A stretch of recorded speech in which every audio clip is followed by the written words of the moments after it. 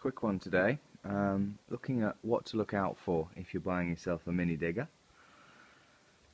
There's all the usual stuff. Obviously you've got to make sure you've got a decent engine. So you're looking at, your usual oil leaks and things like that. But those are things that are pretty common to check for. You'll know for those. The reality here is that what we're looking for is issues with the hydraulic system. Rams, you need to make sure you've got no bends.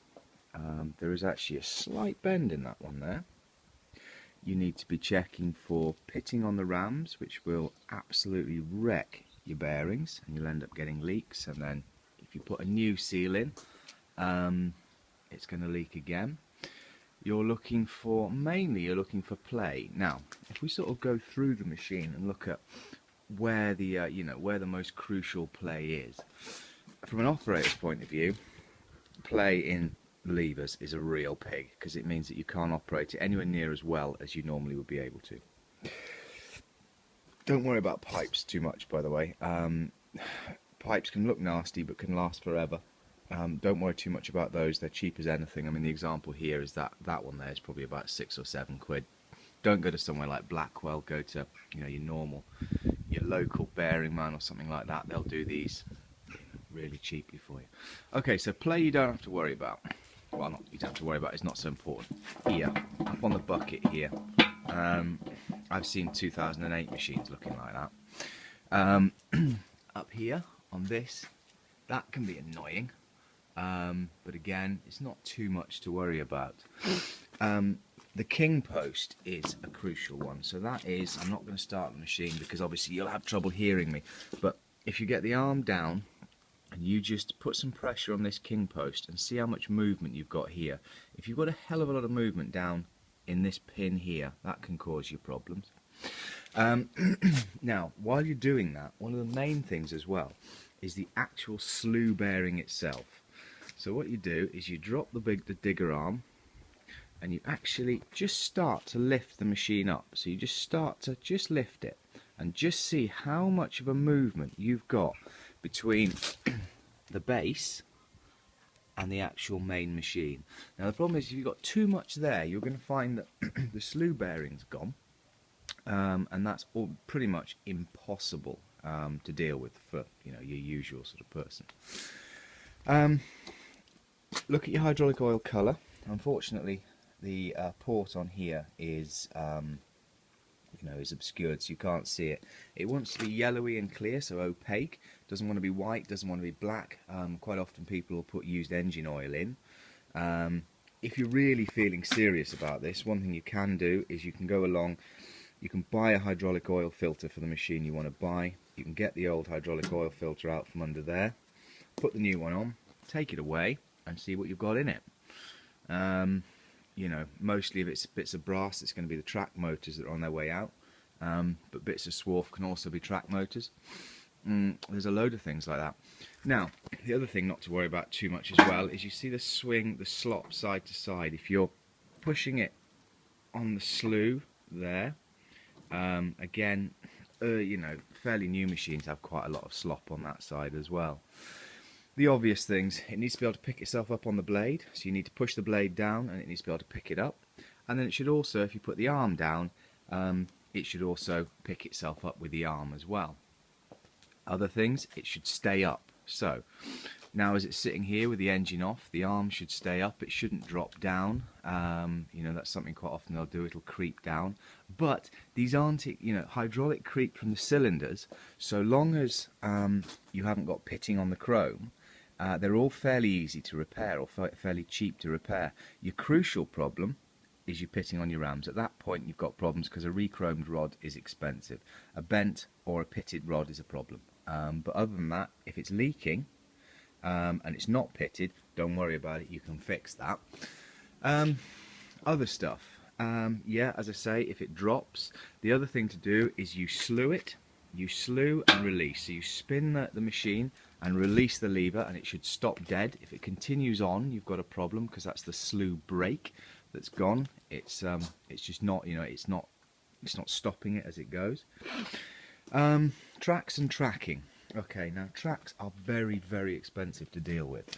So what you want to do is you want to get a little bit of a, not a long run, but you want to get 25, 30 yards, and you want to actually run forwards with the tracks and make sure she goes in a straight line. If it doesn't go in a straight line, it means you've got a weak track motor, and a track motor can be an easy 1,500 quid.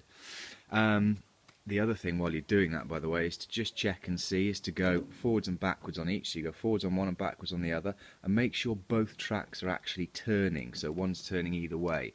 Quite often if one is weak, one will stop and the other will go. So you'll still turn backwards, but you won't actually, one won't be turning. Obviously the normal things, nasty knocks from the engine, things like that. But that's an aside, we could go forever on that. King post, cracks in here, look out for cracks in here. JCB 801 is very prone for that. A king post is expensive and hard to get hold of, so that's something you want to avoid for sure if you can. Now track motors.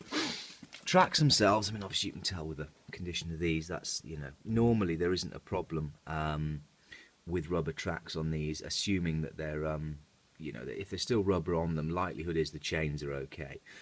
Sprockets, again, it's a good sprocket on this one, but they don't often go on mini diggers. The main problem is leaks from the actual final drives themselves. Now, if you've got any form of hydraulic leak coming from behind this sprocket anywhere, so if it's showing on the track or it's showing behind under there anywhere, you've got a problem. Because what happens is that this here actually runs on a lip seal that goes behind here. Now if that's leaking, crap gets in. Now the problem is, if it's leaking, it's most likely not because that lip seal's gone per se. It's likely to be the track motor itself blowing hydraulic oil into here and then it's squeezing out the side. So either way, they are so expensive, these track motors. If there's any leaks, not a good idea. Other stuff, I mean, there's a lot of complaints about how much play machines have got in them, and to be honest, if you're not too fussed, you're just going to use it for sort of personal use, you don't really have to worry. You can rebush a lot of these. You can just you can weld bits back in and stop them doing that, or get bush kits, things like that, but I wouldn't be fussed. Your slew needs to be right, and your slew needs to be right, and definitely your slew bearing needs to be right. Hydraulic leaks, again, don't worry too much if you've got leaks from pipes and pipe junctions. They can all be fixed. It's things like leaks from, if you've got any leaks coming from, if you can see the valve block, so if you can see what these levers connect to, you can actually see the valve block itself. If those are leaking, you've got a problem, because again, those are almost irreparable for any reasonable amount of cost, if you see what I mean. So yeah, there we are. Well, I hope that helps, guys. It's just a bit of useful information in terms of what you should and shouldn't deal with, what you should and shouldn't buy. Pitted ramrods are dealable with, but they're not, you can't cure it, I mean, I've shown a few videos on what you can do, but even this here, which is fairly mild, if you're going to work the machine hard, you're going to find that it'll just tear the seals out.